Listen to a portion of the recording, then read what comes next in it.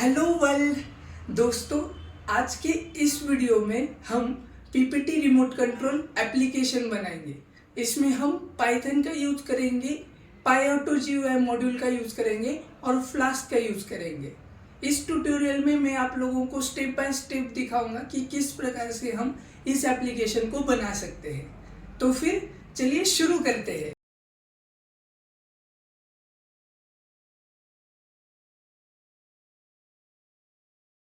तो गाइज मैं आ गया हूँ मेरे कंप्यूटर स्क्रीन के अंदर और यहाँ पर मैं सबसे पहले करूँगा क्या कि एक फ़ोल्डर बना लेता हूँ। ओके, और मैं फ़ोल्डर का नाम रखता हूँ PPT PPT remote control, PPT remote control. और यहाँ पर इसे एंटर करता हूँ, इसके अंदर चला जाता हूँ और ओपन विथ कोड करता हूँ। तो हम यहाँ पर करेंगे क्या, फ्लास्क का यूज करेंगे, ऑटो पाईऑटो जीयूआई का यूज करेंगे और फिर हमारे इस एप्लीकेशन को बनाएंगे। तो मैं इंस्टॉल कर लेता हूँ, आप भी इन दो मॉड्यूल को इंस्टॉल कर लेना। फिलहाल मैंने तो इसे इंस्टॉल कर रखा है, इंस्टॉल पाईऑटो जीयूआई और फ्लास्क, जिसे मैं एंटर दबाऊंगा।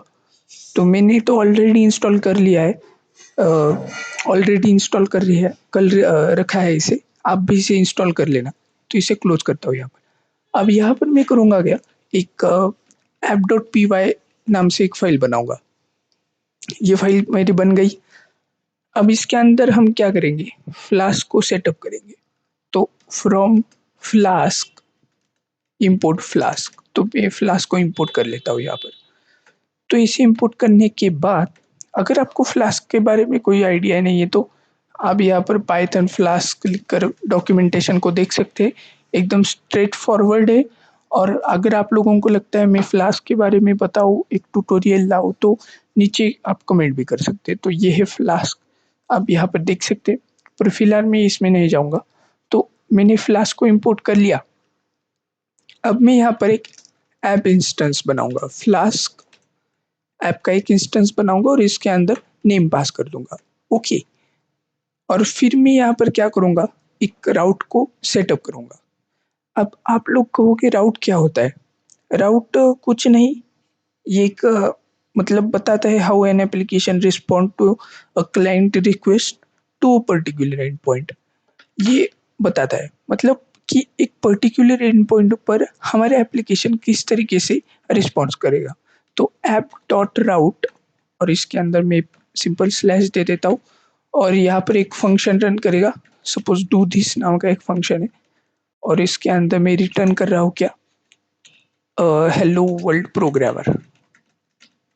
ओके, ये रिटर्न कर रहा हूँ। अब if name is equal to main, तो क्या होगा यहाँ पर, अ, हम ऐप को रन करेंगे, ऐप डॉट रन, बस इतना ही। अब मैं इस फाइल को रन करता हूँ यहाँ पर, तो अब देखना ये ऐप जो है चल गई है, हमारी इस कोड पर चल गई है। तो मैं इसे यहाँ पर आकर पेस्ट कर देता हूँ। तो यहाँ पर देखना आप, हेलो वर्ल्ड प्रोग्रामर आ गया है। ओके, अगर मैं इसे 2 करूँ तो यहाँ पर देखो 2 नहीं आ रहा है, मतलब हम जैसे-जैसे यहाँ पर चेंजेस कर रहे हैं उस तरीके से ये लाइव में अपडेट नहीं हो रहा है। तो इसके लिए मैं यहाँ पर करूँगा क्या, एक इसके अंदर आर्गुमेंट दे दूँगा डीबग ट्रू और इसे कंट्रोल सी CLS, फिर एक बार रन करता हूँ, यहाँ पर आकर रीलोड करता हूँ तो 2 हो गया है। फिर यहाँ पर अगर मैं 22 करता हूँ तो 22 आ गया है यहाँ पर। तो हम यहाँ पर क्या करेंगे दोस्तों, हम यहाँ पर एक HTML की फाइल दिखाएंगे और यहाँ पर एक बटन दिखाएंगे यहाँ पर, और यहाँ पर एक बटन दिखाएंगे। तो उसके लिए हमें क्या करना पड़ेगा, कोड लिखना पड़ेगा।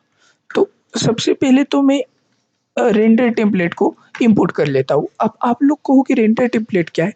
रेंडर टेम्पलेट कुछ नहीं है, हमारे टेम्पलेट्स फ़ोल्डर के अंदर एक index.html फाइल होगी जिसके अंदर हम यहाँ पर कंटेंट दिखाएँगे। तो वो कंटेंट जहाँ से आएगा तो उसके लिए हमें एक फंक्शन की ज़रूरत पड़ती है उस index.html को कैच करने के लिए। तो रेंडर टेम्पलेट उसके लिए हमें मदद करता है। रेंडर टेम्पलेट index.html ये हो गया। अब मैं यहाँ पर एक फ़ोल्डर बनाता हूँ टेम्पलेट और उसके अंदर index.html और यहाँ पर एक HTML देता हूँ से हेलो वर्ल्ड प्रोग्रामर और फिर बॉडी के अंदर हाय। तो मैंने इतना दे दिया। अब और यहाँ पर भी मैंने ये दे दिया। अब चेक करते हैं, रिलोड करूँगा तो ये बोल रहा है क्या template not found, Jinja two exceptions template not found. ये क्या, कंसोल लॉक, तो console is lock needs to unlock. यहाँ पर इसकी कोई पिन दी, हाँ ये पिन है। यहाँ पर इसे कॉपी करता हूँ मैं, यहाँ पर आकर पेस्ट करता हूँ हाय प्रिंट हेलो वर्ल्ड। मतलब मुझे प्रॉब्लम क्या रही है वो नहीं पता चला। File D software installation lip packages, कहना क्या चाहते हो भाई? ओके, तो मैंने यहाँ एक मिस्टेक कर दी है कि टेम्पलेट की जगह टेम्पलेट्स करना है। I think this should make sense. Hi, तो ये जो index.html फाइल है वो रेंडर हो गई है यहाँ पर, जैसे कि आप देख सकते हो। अब मैं यहाँ पर करूँगा क्या, मैं यहाँ पर एक तो 3 बटन्स बनाऊँगा। कितने बटन्स बनाऊँगा? पहले तो एक कंटेनर बना लेता हूँ और इसके अंदर मैं 3 बटन्स बनाऊँगा। कितने? 3। तो यहाँ पर मैं इसे 3 दबाकर यहाँ पर मैं लिख देता हूँ प्रीवियस, यहाँ पर लिख देता हूँ मैं स्टार्ट, यहाँ पर लिख देता हूँ मैं नेक्स्ट। इस तरीके से मैंने ये बटन्स बना लिए और यहाँ पर अब मैं थोड़ा सा इन्हें फॉर्मेटिंग भी कर लेता हूँ। ओके, तो रिलोड करूँगा तो प्रीवियस स्टार्ट नेक्स्ट और यहाँ पर एक h2 भी देता हूँ टी के अंदर पीपीटी रिमोट कंट्रोल। रिलोड करूँगा इसे तो यहाँ पर आ गया PPT remote control previous start next. ये होने के बाद अब मैं यहाँ पर क्या करूँगा कि यहाँ पर राउट्स बनाऊँगा। तो इसे ही कॉपी कर लेता हूँ मैं, इसे ही कॉपी कर लेता हूँ, पेस्ट करता हूँ यहाँ पर और एक बार पेस्ट करता हूँ और मेरा सर्वर यहाँ पर स्टॉप हो गया है, कोई बात नहीं। तो मैं इसे स्टार्ट करता हूँ और यहाँ पर मैं ट्राई कैच ब्लॉक देता हूँ ट्राई। अब यहाँ पर हमें इंपोर्ट करना पड़ेगा पाई ऑटो जीयूआई को। इंपोर्ट पाई ऑटो जीयूआई। पाई ऑटो जीयूआई हम किस लिए यूज करते हैं? हम पाइथन की मदद से कुछ भी ऑटोमेशन कर सकते हैं। तो जीयूआई के अंदर ऑटोमेशन करने के लिए हम पाई ऑटो जीयूआई यूज कर सकते हैं। आप यहाँ पर डॉक्यूमेंटेशन भी देख सकते हो, पाइथन पाई ऑटो जीयूआई डॉक्यूमेंटेशन। तो यहाँ पर ये इस लिंक पर मैं क्लिक करूँगा तो PyAutoGI lets your Python script control mouse and keyboard to automate interactions with the other applications। तो माउस और कंट्रोल की हम उसे परमिशन देते हैं। अगर हमें हमारे प्रोग्राम के अंदर माउस और कीबोर्ड को कंट्रोल करना है थ्रू हमारे पाइथन स्क्रिप्ट से, तो हम क्या करेंगे, PyAutoGI का इस्तेमाल करेंगे। तो ट्राई के अंदर मैं क्या करूँगा, PyAutoGI डॉट प्रेस और यहाँ पर मैं क्या करूँगा, F5 करूँगा। अगर कुछ एरर आता है, अगर कुछ एरर आता है एक्सेप्शन एज ई, तो सिंपली क्या करूँगा, उसे प्रिंट कर दूंगा एफ स्ट्रिंग बनाकर an exception awkward E. Okay, इतना होने के बाद अब क्या करूँगा मैं, यही सेम प्रोसीजर पहले यहाँ पर स्टार्ट देता हूँ, यही सेम प्रोसीजर में इन दो फंक्शन के लिए करूँगा। तो यहाँ पर नेक्स्ट इसे ही कॉपी करता हूँ, इसे ही कॉपी करता हूँ और यहाँ पर पेस्ट कर देता हूँ और इसके अंदर ये F5 की जगह राइट एरो हम प्रेस करेंगे नेक्स्ट जाने के लिए। यहाँ पर इंडेंटेशन, यस ये आ गया। उसके बाद हम अब प्रीवियस बनाएंगे।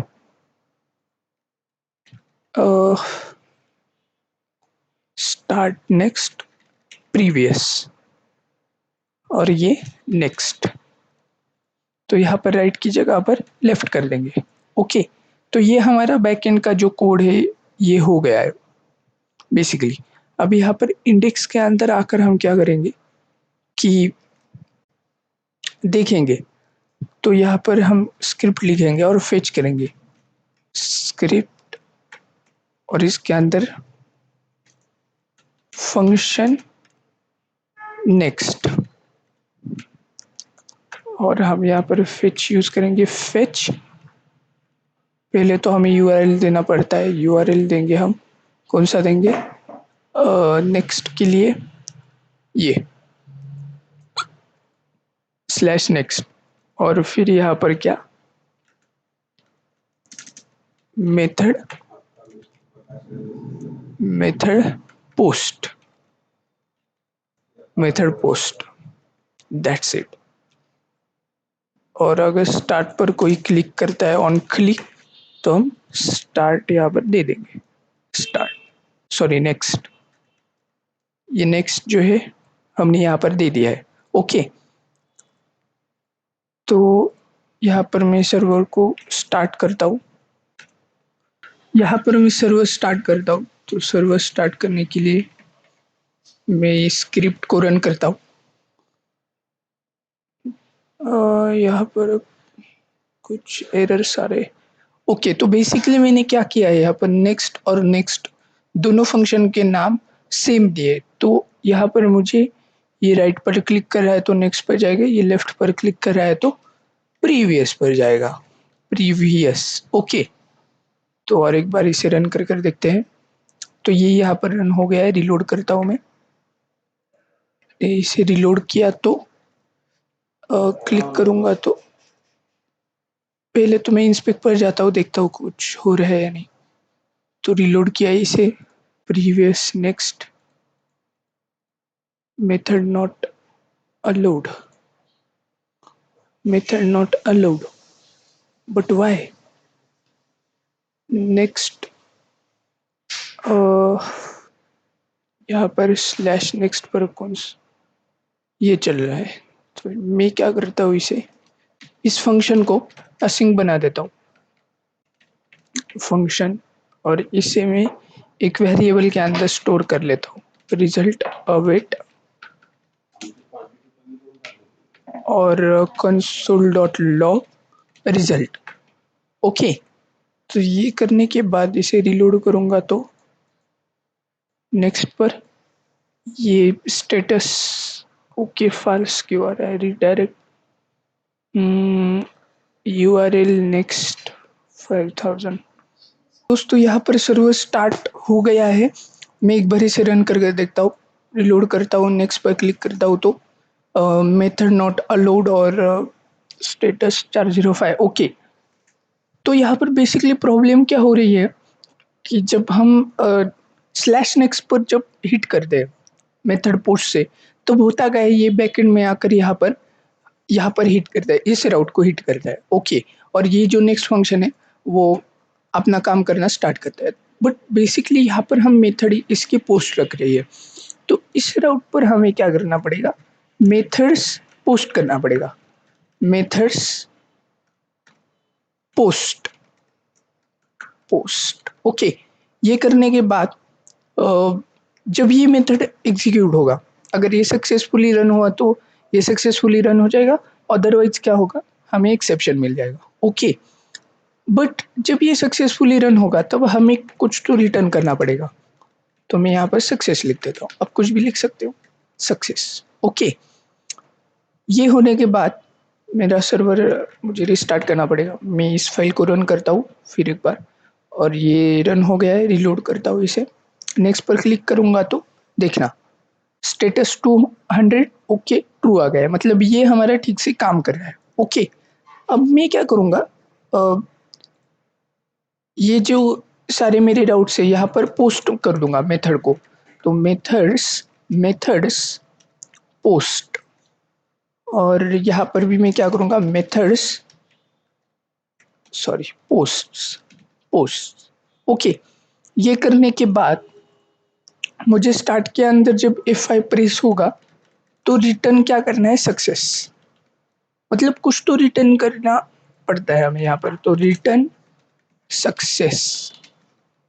सक्सेस इस तरीके से ये आ गया। अब जब मैं सारे एंड पॉइंट को हिट करूँगा तो मुझे क्या मिलना चाहिए, स्टेटस ओके मिलना चाहिए। तो मैं यहाँ पर स्टार्ट कर देता हूँ, यहाँ पर स्टार्ट कर देता हूँ, यहाँ पर प्रीवियस कर देता हूँ इसे, और बिना टाइम को वेस्ट करते हुए यहाँ पर भी प्रीवियस कर देता हूँ, और इन मेथड्स को यहाँ पर कॉल करता हूँ। प्रीवियस के लिए प्रीवियस को कॉल करूँगा, और स्टार्ट के लिए मैं स्टार्ट को कॉल करूँगा। रिलोड करूँगा इसे, स्टार्ट प्रीवियस प्रीवियस को ओके क्यों फाल्स आ रहा है, मुझे देखना पड़ेगा यहाँ पर कि मेथड सिस को मैंने पोस्ट कर दिया है ना कि पोस्ट। तो यहाँ पर प्रीवियस पर क्लिक करूँगा तो ओके, सब ठीक चल रहा है।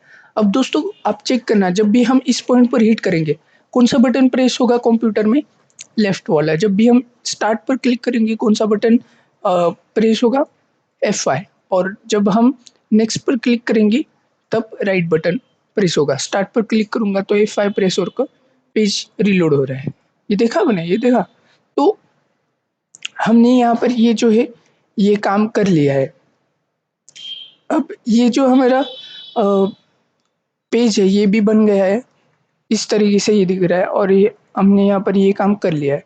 अब छोटा सा यहाँ पर मैं काम क्या करूँगा कि हमारा UI जो है उसे थोड़ा सा अच्छा बनाऊंगा। तो उसके लिए मुझे यहाँ पर ये बटन्स की जगह पर मैं क्या करता हूँ, बटन्स को मैं कमेंट आउट कर देता हूँ यहाँ पर, और बटन्स को कमेंट आउट करने के बाद मैं यहाँ पर 3 इमेज लूँगा। तो पहले एक इमेज लेता हूँ, इसका आल्ट में क्या करता हूँ, लेफ्ट एरो एरो एरो की स्पेलिंग अगर गलत होगी तो होगी राइट, और राइट सॉरी दिस यहाँ पर स्टार्ट देना था मुझे। और फिर ये करने के बाद रिलोड करूँगा तो ये आ गया है यहाँ पर। अब दोस्तों अगर आप लोगों को index.html के अंदर इमेज दिखानी है तो आप डायरेक्टली नहीं दिखा सकते। फ्लास्क आपको वो चीज़ अलो करने के लिए एक स्टैटिक फोल्डर बनाने को कहेगा। तो हम यहाँ पर एक स्टैटिक फोल्डर बनाएंगे। स्टैटिक फोल्डर ये बना दिया।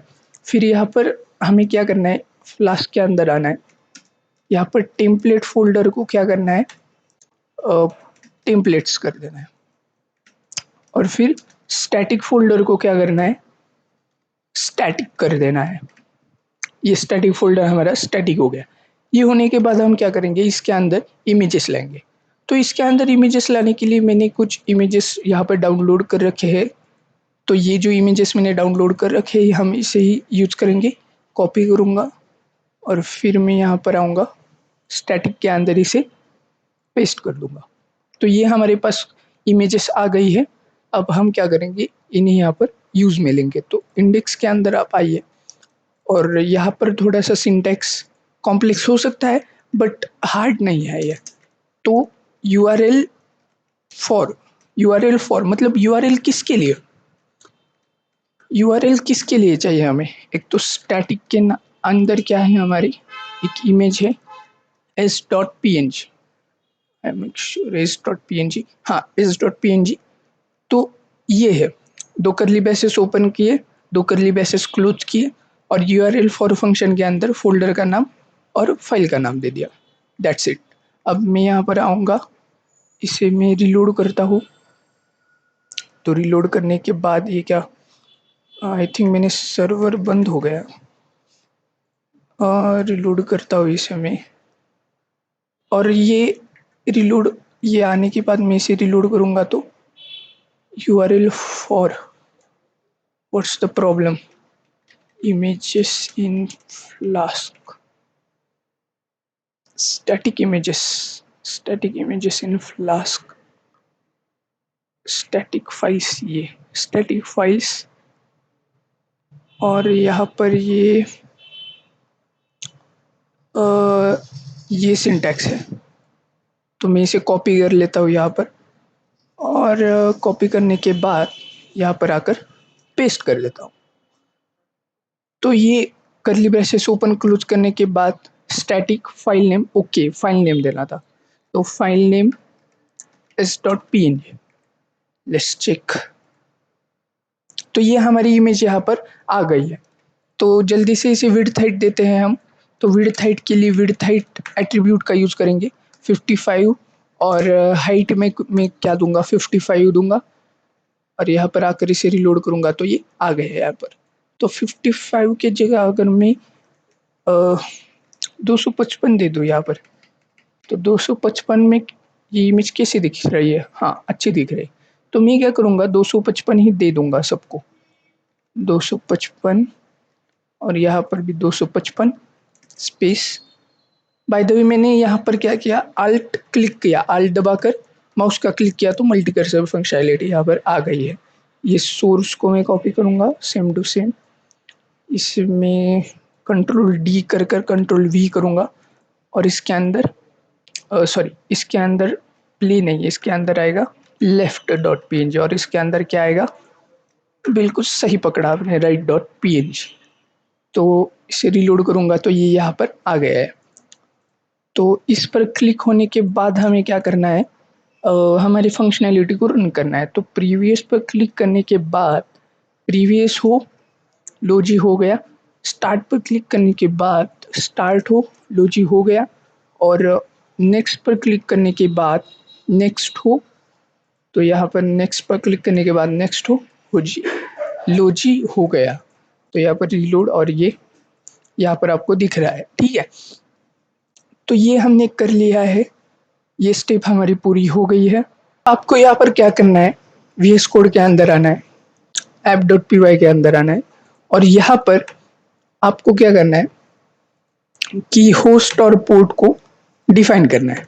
मतलब किसी भी होस्ट से आप इसे एक्सेस करने के लिए 0.0.0.0 अब यहाँ पर कर देना है इस तरीके से कोटेशन के अंदर, और पोर्ट को आप क्या करना, पोर्ट 5000 या आपको जो चाहिए उस पोर्ट पर, ये यहाँ पर हो गया।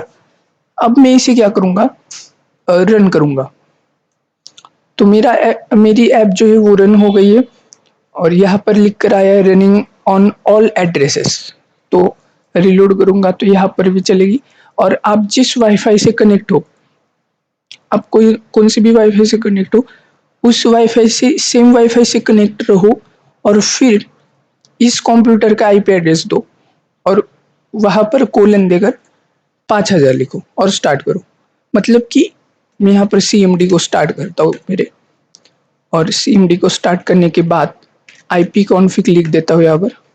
अब यहाँ पर जो IPv4 एड्रेस है, ये आगे का एड्रेस आपको डाल देना है, और डालने के बाद कोलन देकर 5000 लिखना है आपके फ़ोन के अंदर। अगर आप लैपटॉप में कनेक्टेड हो तो लैपटॉप के लिए कर लेना, और अगर आप फ़ोन से कनेक्टेड हो तो VS कोड आपको यहाँ पर दिखाई देगा, रनिंग ऑन, यहाँ पर जो है लिंक आपको दे ही देगा। तो उस पर अपने ऐप को आपको रन करना है, और फिर रन करने के बाद आपकी ऐप। तो दोस्तों यहाँ पर मैंने सर्वर स्टार्ट करके मेरा ये जो वेबसाइट है मेरे मोबाइल में ओपन कर लिया है IP एड्रेस डालकर। अब देखो दोस्तों, हमारे इस वेबसाइट से हमने ये रिमोट बनाया है। जैसे मैं यहाँ पर क्लिक करता हूँ, PPT प्रेजेंटेशन यहाँ पर स्टार्ट हो गया। मैं इस एरो पर प्रेस करता हूँ तो स्लाइड्स आगे जा रही है, देख रहे हो आप। तो ये PPT रिमोट हमने इस वीडियो के अंदर बना लिया है। Thank you.